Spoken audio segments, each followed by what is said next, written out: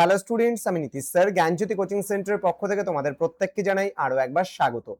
তো আজকে আমি তোমাদের জন্য আলোচনা করব এনইপি 4 ইয়ার আন্ডার গ্র্যাজুয়েট প্রোগ্রামের অধীনস্থ যে সমস্ত ছাত্রছাত্রীরা যারা নর্থ বেঙ্গল ইউনিভার্সিটির আন্ডারে বিভিন্ন কলেজগুলোতে যারা 4th সেমিস্টারে পড়াশোনা করছো মেজর কোর্স নিয়ে, তাদের কিন্তু 4th সেমিস্টারে একটা কম্পালসারি ভ্যাক পেপারের পরীক্ষা দিতে হচ্ছে, অর্থাৎ ভিএসসি পেপারে ভ্যালু অ্যাডেড কোর্সে রয়েছে তোমাদের, যাদের আন্ডারস্ট্যান্ডিং ইন্ডিয়া প্রত্যেকটা অনার্স কোর্সের স্টুডেন্টদের, তাদের কিন্তু আমি syllabus based model question set একটা তোমাদের জন্য আমি তৈরি করেছি এবং সেই মডেল সেট থেকে তোমাদের একটা প্রশ্নপত্র রেডি করেছি। সেই প্রশ্নপত্র তোমাদের যে 30টা প্রশ্ন এমসিকিউ আসবে এই ভ্যালু অ্যাডেড কোর্সের উপরে, সেখান থেকে প্রতিটা জায়গা থেকে, অর্থাৎ তোমাদের যে 5টা ইউনিট রয়েছে সেই 5টা ইউনিট থেকে বিভিন্ন ধরনের কোশ্চেন নিয়ে কিন্তু বানানো তোমাদের এই কোশ্চেন পেপারটা। সুতরাং এবং কোশ্চেন পেপারের সাথে সাথে আমি উত্তরগুলো এবং ব্যাখ্যাগুলো দিয়ে দিয়েছি, তোমরা ধৈর্য ধরে শেষ পর্যন্ত দেখবে। আমি তোমাদের পরীক্ষা আসা পর্যন্ত, অর্থাৎ তোমাদের কত তারিখে ভ্যালু অ্যাডেড কোর্সের পরীক্ষা হচ্ছে, তোমাদের ভ্যালু অ্যাডেড কোর্সের পরীক্ষাটা হচ্ছে 20 তারিখে, তাই না? মানে আজকে হচ্ছে তোমাদের 17 তারিখ, 17, 18, 19, 20, অর্থাৎ আমি কিন্তু এই 3 দিনে 17, 18, 19 এই 3 দিনে তোমাদের আমি 6টা সেট দেব, রোজ 3টা করে দুটো করে সেট দেব, টোটাল 6টা সেট দেব এবং এই 6টা সেটে মোটামুটি 3, 6, 18 মানে 180টা কোশ্চেন কিন্তু আলোচনা হবে, যেগুলো তোমাদের পরীক্ষার জন্য কিন্তু ভীষণ গুরুত্বপূর্ণ। আজকে দুটো সেটের উপরে আমি ভিডিও করব।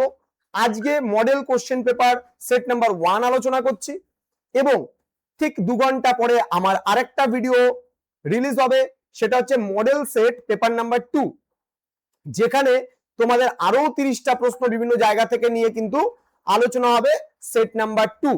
তো স্টুডেন্ট যারা এখনো পর্যন্ত আমাদের চ্যানেলটিকে সাবস্ক্রাইব করোনি, তারা অবশ্যই চ্যানেলটিকে সাবস্ক্রাইব করে পাশে থাকা বেল আইকন অল প্রেস করে দেবে, যাতে নেক্সট টাইম থেকে কোনো ভিডিও আপলোড করলে তার নোটিফিকেশন তুমি সবার আগে পেতে পারো। এছাড়া অনলাইনে যারা ভাবছো পরবর্তী সেমিস্টার থেকে আমাদের কাছে পড়বে, তারা অবশ্যই যোগাযোগ করবে আমাদের অফিসিয়াল নাম্বার 7076398606 নাম্বার অথবা 6295916282 নাম্বারে। তোমাদের টোটাল কোর্স ফি থাকবে কিন্তু এই বছর যেমনটা ছিল সেম থাকবে। চলো আন্ডারস্ট্যান্ডিং ইন্ডিয়া পরীক্ষা প্রস্তুতির সাজেশন নিয়ে আজকে আলোচনা করব। দেখবে তোমাদের ইউনিট 1 রয়েছে physical features, population and culture. এখান থেকে তোমরা কোন কোন প্রশ্নগুলো পরীক্ষায় আসার সম্ভাবনা রয়েছে বা কোন কোন প্রশ্নগুলো তোমরা পড়বে, এখানে মাত্র আমি 6টা প্রশ্ন সিলেকশনে করেছি। প্রথম সেট নাম্বার 1 এ ভারতের প্রাচীনতম পর্বত শ্রেণীর নাম কি? তাহলে হবে আরাবল্লী পর্বত। ধ্যান দিবা, এখানে আমি ব্যাখ্যাটা দিয়ে দিয়েছি। আরাবল্লী হলো ভারতের এবং বিশ্বের অন্যতম প্রাচীন ভঙ্গিল পর্বত, যা বর্তমানে একটি ক্ষয়জাত পর্বত হিসেবে কিন্তু অবস্থান করছে। অপরদিকে হিমালয় কিন্তু একটি নবীন ভঙ্গিল পর্বতমালা। নেক্সট কোশ্চেন, কোন নদীটিকে দক্ষিণের গঙ্গা বা দক্ষিণ গঙ্গা বলা হয়? এটা হবে গোদাবরী। দৈর্ঘ্য এবং বিশালতার কারণে কিন্তু উপদ্বীপীয় ভারতের বৃহত্তম নদী গোদাবরীকে তোমার হচ্ছে দক্ষিণের গঙ্গা কিন্তু বলা হয়। ঠিক আছে, পরবর্তী প্রশ্ন, 2011 সালের আদমশুমারি, যেটাকে আমরা সেন্সাস বলি, জনগণনা বলি, তো এই অনুযায়ী ভারতের কোন রাজ্যে জনসংখ্যার মানে ঘনত্ব সব থেকে বেশি?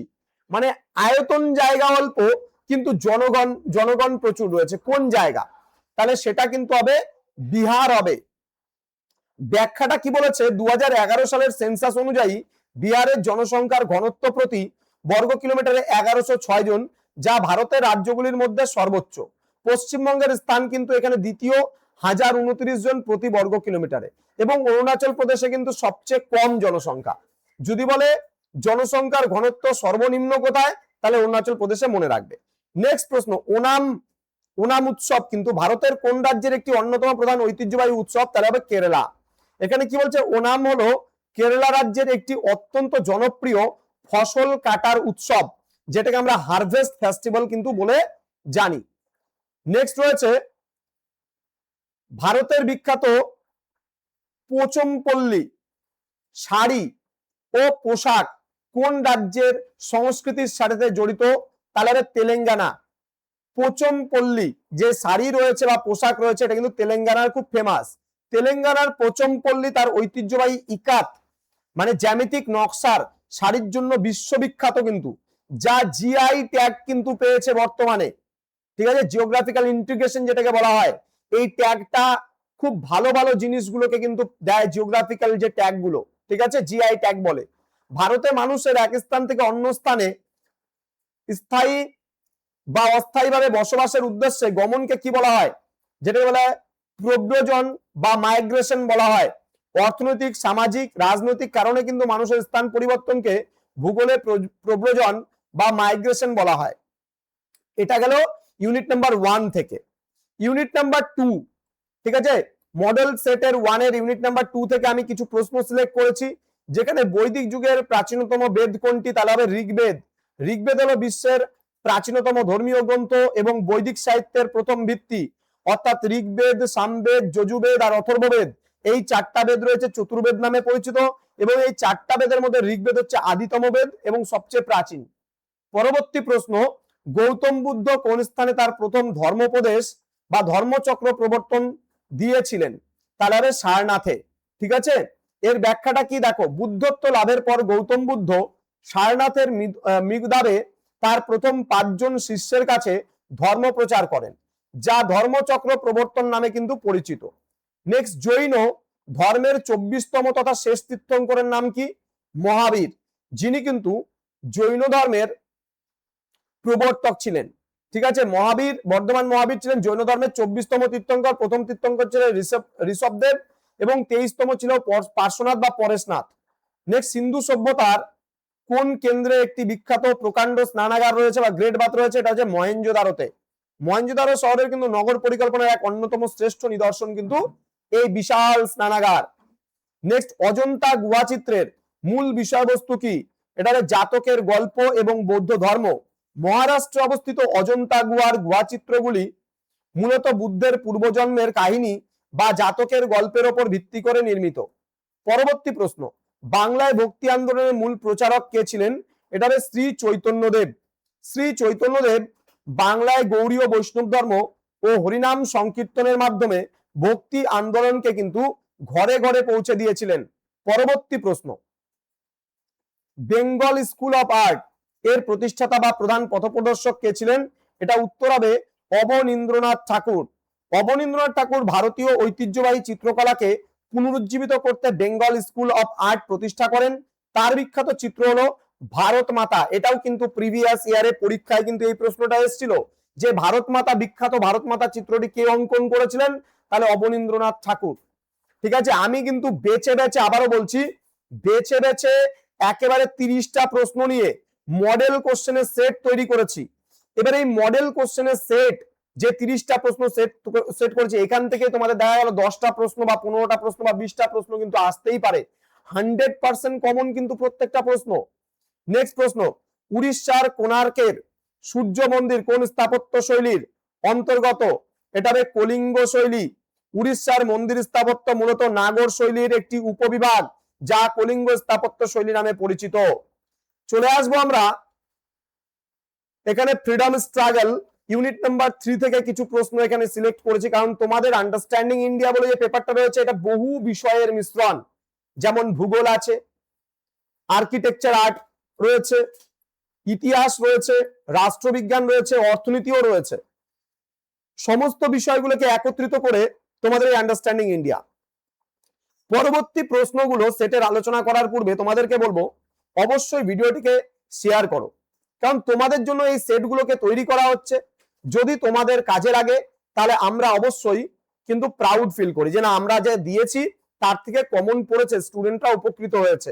তো তোমরা আমাদের দিকে তাকিয়ে থাকো যে স্যারেরা কখন দেবেন এই বিষয়গুলো, তোমাদের কথা আমরা ভাবনা চিন্তা করি। তো তোমাদের সমস্ত বন্ধু বান্ধবের সঙ্গে এই ভিডিওটি শেয়ার করে দাও এবং তাদেরকে বলো চ্যানেলটিকে সাবস্ক্রাইব করার কথা, কারণ এর পরেও কিন্তু আরো 5টা সেট তোমাদের দেব। তোমরা জানো নীতিশ স্যার যেমন কথা দেয় তেমন কথা রাখে, ঠিক একইভাবে কিন্তু তোমাদের আরো 5টা সেট তোমরা 17, আজকে 18 এবং 19 রবিবার পর্যন্ত, রবিবার রাত্রে পর্যন্ত তোমরা কিন্তু এই 6টা সেটই পাবে। ঠিক আছে, ধারাবাহিকভাবে প্রতিদিন 2টো করে সেট নিয়ে 6টা সেট তোমরা মানে তোমাদের দেব, তার মধ্যে থেকে তোমরা 100% কমন পাবে, নিশ্চিন্তে থাকো। ঠিক আছে, চলো দেখো, ফ্রিডম স্ট্রাগল থেকে সেট করেছি কোশ্চেন। 1857 খ্রিস্টাব্দের মহাবিদ্রোহের প্রথম শহীদ কাকে মানা হয়, ভেরি ভেরি ইম্পর্টেন্ট, মঙ্গল পান্ডেকে। ব্যারাকপুর সেনানিবাসে মঙ্গল পান্ডে প্রথম ব্রিটিশ অফিসারকে গুলি করে বিদ্রোহ ঘোষণা করেন এবং তাকে ফাঁসি দেওয়া হয়। নেক্সট, ভারতীয় জাতীয় কংগ্রেস কত সালে প্রতিষ্ঠিত হয়েছিল? 1885 সালে। ভারতের প্রথম কিন্তু এটা কিন্তু রাজনৈতিক দল ছিল জাতীয় কংগ্রেস বা ইন্ডিয়ান ন্যাশনাল কংগ্রেস, যেটাকে সংক্ষেপে আইএনসি বলা হয়। 1885 সালের ডিসেম্বরে বোম্বাইয়ের গোকুল দাস তেজপাল সংস্কৃত কলেজে অ্যালান অক্টাভিয়ান হিউম এর উদ্যোগে কংগ্রেসের প্রথম অধিবেশন বসে। সভাপতি ছিলেন উমেশ চন্দ্র বন্দ্যোপাধ্যায়। নেক্সট, 1905 সালের বঙ্গভঙ্গ আদেশের বা বঙ্গভঙ্গ আন্দোলনের বিরুদ্ধে কোন আন্দোলনের সূচনা হয়েছিল? এটা কিন্তু হবে স্বদেশী আন্দোলন। স্বদেশী এবং বয়কট আন্দোলন কিন্তু হবে, ঠিক আছে। অপশনে যেহেতু স্বদেশী আছে আমরা স্বদেশী নেব, এবং যদি স্বদেশী না থেকে বয়কট থাকতো তাহলে বয়কটও কিন্তু এটা হতো। যেমন লর্ড কার্জন কর্তৃক বঙ্গভঙ্গের প্রতিবাদের ফলস্বরূপ 1905 সালে স্বদেশী ও বয়কট আন্দোলন শুরু হয়েছিল। পরবর্তী প্রশ্ন, মহাত্মা গান্ধী তার বিখ্যাত ডান্ডি অভিযান কোন আন্দোলনের মাধ্যমে শুরু করেছিল? এটা হবে আইন অমান্য আন্দোলন। 1930 সালের 12ই মার্চ গান্ধীজি সবরমতী আশ্রম থেকে ডান্ডি যাত্রা শুরু করে লবণ আইন অমান্য করার মাধ্যমে আইন অমান্য আন্দোলনের সূচনা করেন। নেক্সট প্রশ্ন, আজাদিন ফৌজ বা আইএনএ, যেটাকে ইন্ডিয়ান ন্যাশনাল আর্মি আমরা বলি, গঠনে নেতাজি সুভাষচন্দ্র বসুকে কে মূল দায়িত্ব দিয়েছিল? এটা হবে রাসবিহারী বসু। আমরা সবাই জানি আইএনএ গঠন করেছিল সুভাষচন্দ্র বসু, আইএনএ নেতৃত্বে ছিল, রাসবিহারী বসু তাকে নেতৃত্ব কিন্তু দিয়েছিল। টোকিওতে রাসবিহারী বসু আজাদিন ফৌজের নেতৃত্ব সুভাষচন্দ্র বসু হাতে তুলে দেন, যা পরে নেতাজির নেতৃত্বে পুনর্গঠিত হয়েছিল। নেক্সট প্রশ্ন, মাউন্টব্যাটেন পরিকল্পনা কত তারিখে ঘোষিত হয়েছিল, যা ভারতের দেশভাগ ও স্বাধীনতা নিশ্চিত করে? এটা হবে 3 জুন 1947 সালে। 1947 সালে 3রা জুনের পরিকল্পনা অনুযায়ী ভারত ও পাকিস্তান নামক দুটি পৃথক ডোমিনিয়ন গঠনের সিদ্ধান্ত নেওয়া হয়েছিল। চলে আসবো আমরা এখানে ইউনিট নাম্বার 4 থেকে কনস্টিটিউশন অফ ইন্ডিয়া, অর্থাৎ ভারতের আমাদের যে সংবিধান রয়েছে বা পলিটিক্যাল সায়েন্স রয়েছে, সেখান থেকে কিছু প্রশ্ন যেগুলো তোমাদের পরীক্ষায় আসার সম্ভাবনা আমি কিন্তু কোশ্চেন পেপারে সেগুলোই সেট করেছি, ধ্যান দিও। কি বলছে?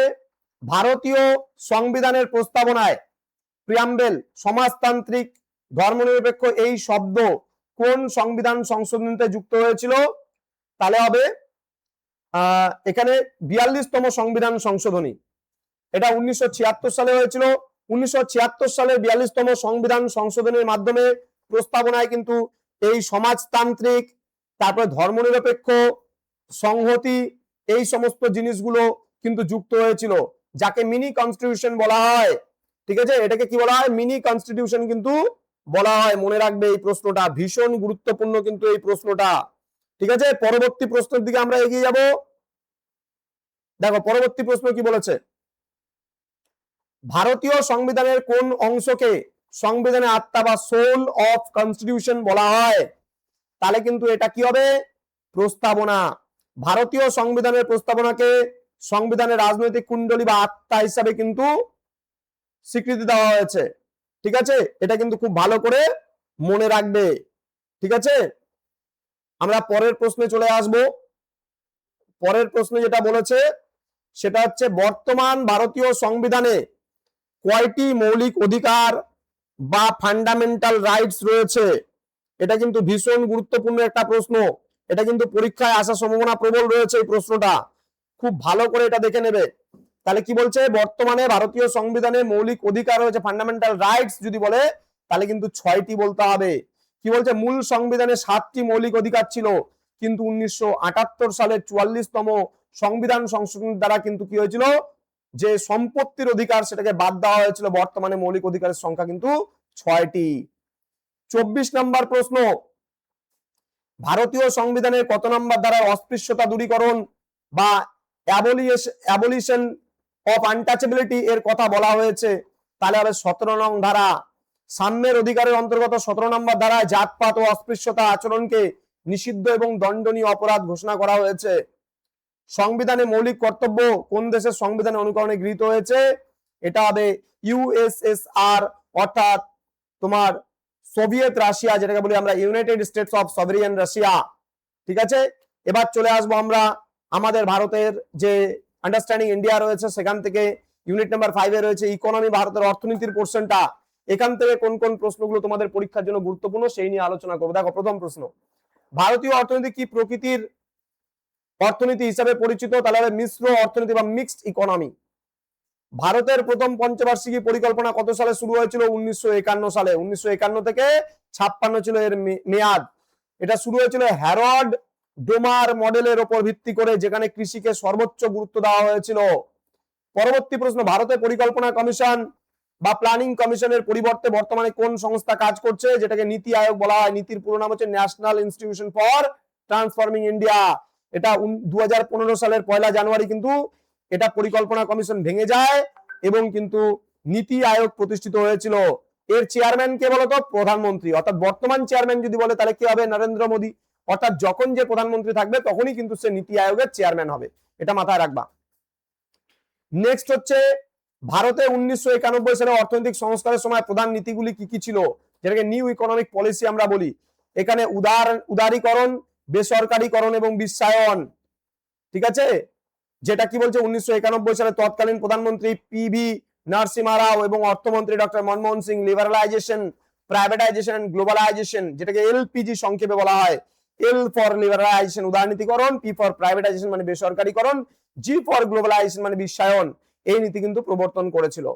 নেক্সট, ভারতের 1991 সালের অর্থনৈতিক উদারীকরণের জনক কাকে বলা হয়? তাহলে ডক্টর মনমোহন সিংকে হবে কিন্তু। তো স্টুডেন্ট, তোমাদের পরীক্ষার জন্য অনেক অনেক শুভকামনা। আমরা আরো 5টা সেট নিয়ে তোমাদের সামনে উপস্থিত হব এবং আশা করছি এই যে 180টা প্রশ্ন তোমাদের সঙ্গে আলোচনা হবে সুন্দরভাবে, তো তোমরা পরীক্ষাগুলোও কিন্তু সুন্দরভাবে দিতে পারবে। ঠিক আছে, তো স্টুডেন্ট, আমাদের অফিসিয়াল নাম্বারটা স্ক্রিনে দেওয়া রয়েছে। তোমরা যদি অবশ্যই কোনো বিপদে পড়ো, কোনো সমস্যায় পড়ো, আমাদের জ্ঞানজ্যোতি কোচিং সেন্টার সবসময় তোমাদের পাশে আছে। এই জন্য কিন্তু তোমরা মানে নিশ্চিন্ত থাকতে পারো যে তোমাদের যাই পরীক্ষা হোক না কেন, সবসময় আমরা তোমাদেরকে সহযোগিতা করব। তো স্টুডেন্ট, তোমাদের সঙ্গে দেখা হবে খুব তাড়াতাড়ি আরো একটা নতুন ক্লাস নিয়ে, নতুন কোনো সেট নিয়ে। তোমরা প্রত্যেকেই ভালো থেকো, সুস্থ থেকো। Thank you so much. Thanks for watching after all. Thank you.